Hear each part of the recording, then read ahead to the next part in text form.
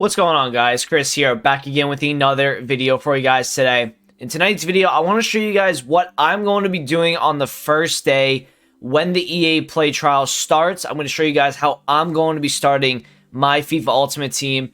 So before we get into the video today, if you guys can just drop a like on it and subscribe if you're new around here, that'd be absolutely amazing. Look forward to more trading content, market content throughout the year, so make sure you guys are subscribing for that. So the first thing I'm going to do, and usually everybody talks to you guys about welcome backpacks. Now, welcome backpacks are pretty much generated from the amount of years you've been playing FIFA. Obviously, we've seen people today or yesterday, depending on when you're watching this video, that they were starting the game. The game changers got the game early, so you got to see how they were starting their Ultimate Team. But not many people were doing it from an RTG basis where they're not spending any FIFA points on the game. So that's where I'm here to talk to you guys about how I'm going to be starting and how I'm going to try to make as many coins as I can on that first night. So we're going to open up our welcome backpacks. Now, what I would recommend for you guys is, now I saw Pieface, he got like Sterling in his first welcome backpack. You can pack good stuff in those welcome backpacks, but normally they're going to be like one rare, not much more than that, and there's going to be a bunch of non-rare golds.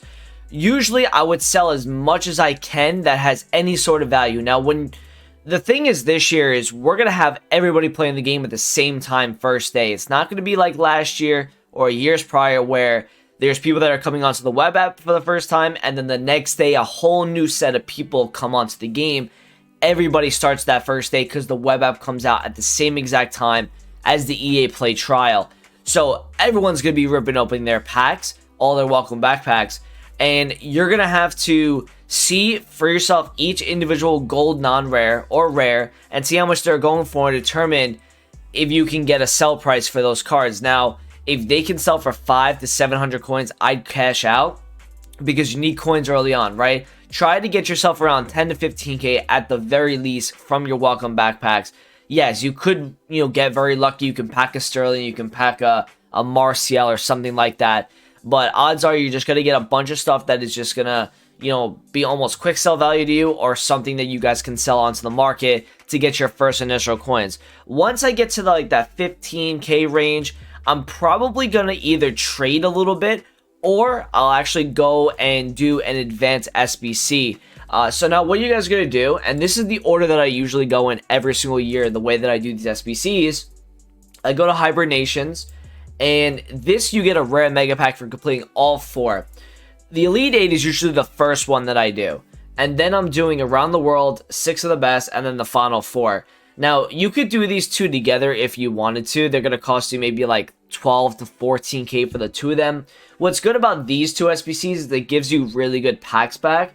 And I'll be honest, by doing these sets of, SBCs, the Hibernations, and then also the Hybrid Leagues, you should be able to get yourself at least 60 to 75k because you're just bound to pack something. I mean, if you look at the popular players, right, you could pack a Dembele, that's instant 30,000 coins. Or you could pack a Adama Traore. Adama Traore back in FIFA 21, guys, if you take a look here, Adama was really expensive, okay? So let me show you guys what his price was.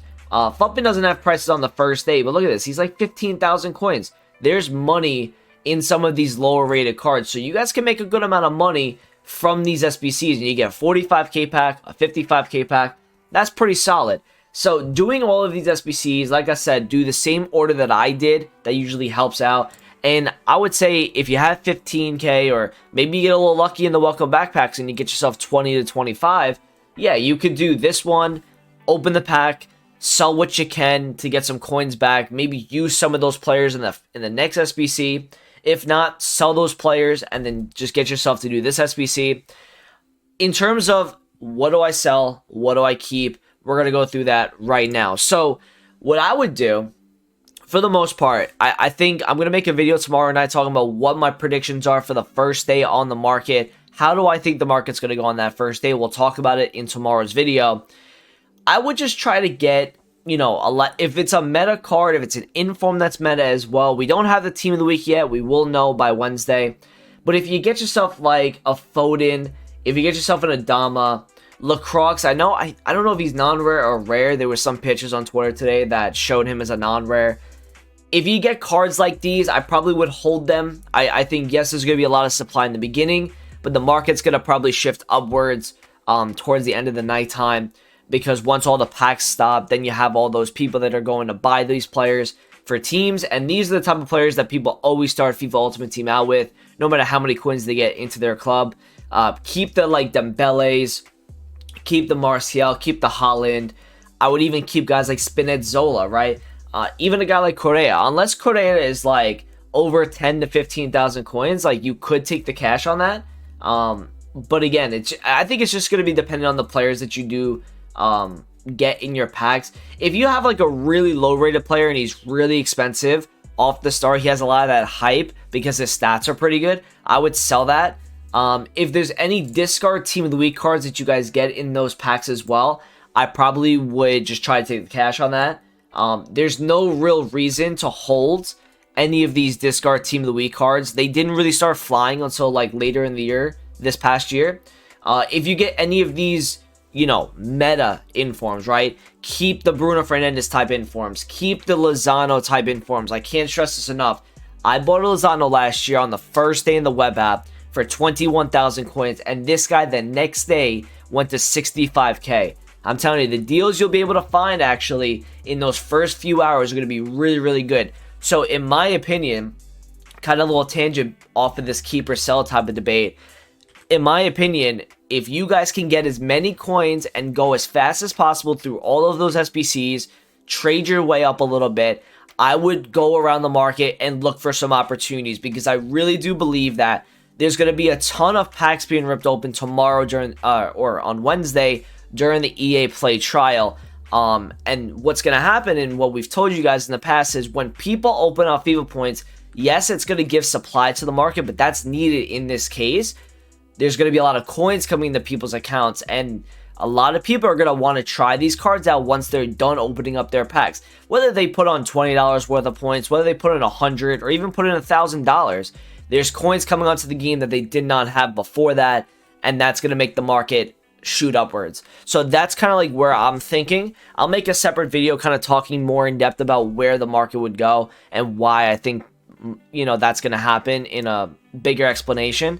But here's some trading methods you guys can use, right? Because you're going to get yourself to about, hopefully, at least 75,000 coins. That's what I had, right? I packed the Joe Gomez from one of my starter packs last year. So I had like 50k plus Joe Gomez and Depay. I thought that was pretty solid for the first couple hours. And then I was able to buy myself, you know, a Lozano. I bought myself like a Regulon and players like that. So here's a couple of trading methods you guys can do off the start. There's going to be a lot of great sniping filters. Okay, based on the, I believe the advanced SBCs and all of them are the same from last year. So what's going to happen, we talked about this in yesterday's video.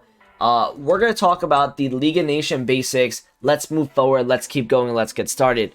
So many people do these SBCs just to get players in the club. So the players that are needed for these SBCs are going to be in demand. So like last year, left and right mids from Brazil, left and right mids from pretty much any top 5 nationality were really good to snipe last year. I remember the right mids were currently going for like 2,200 coins a pop. The left mids were going for like 15 to 1,700, right? You can, and listen, there's going to be competition because everybody's going to be trying to make coins at the start of the year. But what you guys need to do is just find little filters that maybe don't have as much competition. And it's really a process of experimenting. Okay, let's see, you know, for example, let's see where right backs France get me, right? If the cheapest gold rare from France is like 1.4k for right backs, and then if you go on Fuppin and you see that there's like 5 or 6 available, yeah, use that as a filter, right? That might not have as many people on that filter as, say, a left and right mid for Brazil, because people are using those cards for SBCs, let's say. So there's going to be a lot of different sniping filters available. You'll be able to watch me on Twitch. We'll be going through that the whole day. It's probably going to be like a 10-hour stream on Wednesday. So come through. Link will be in the description, of course. We're going to dress up in a suit. You know, the attire has to be necessary for the day. So I don't even think that made sense, actually. I'm just trying to, you know, keep the video going here. But yeah, do sniping filters. And then I also think that chemistry style and position change trading will actually work tomorrow as well. With the web app in previous years, you weren't able to do that sort of trading on day one because a lot of people are not playing the game on the first day. With the web app, you can't play the game. So what's the point of me buying players with certain chem styles or position changes on them? So now that people actually are going to have the trial with the web app, people are going to be playing the game on the first day. So it's going to be interesting to see if you guys can do chem style or position change trading. And obviously we'll explain that more in depth in tomorrow's video and also on Wednesday on stream. I would also, once you get to a certain coin total, and listen, just try to, as best as you guys can, to just make little profits here and there. Even if it's like 300-400 coins, it's still in the long run worth it over the day. And I'd say by like the second or third hour, you're going to start to see the market trend upwards. So whatever amount of supply we get in those first like 2 hours from everybody ripping open their packs, you're going to then start to see that supply maybe dwindle a little bit and that demand start to shoot up. And I think we'll see a nice rise. So in my opinion, if you see a lot of nice deals on the market, right? Like I said this last year and I can go back into my video, but if you look at my sniping filters on the web app guide video that I made on September 30th last year, I showed on that video I bought them at 21,000 coins. Do you know how crazy of a price that is for a Lozano? An inform that was easily going to be 60, 70,000 coins in a few days time. So look out for deals like that. I think this Upamecano type card would look really good. And yes, we have a couple, right? Like this card first day was probably like 30 to 40K.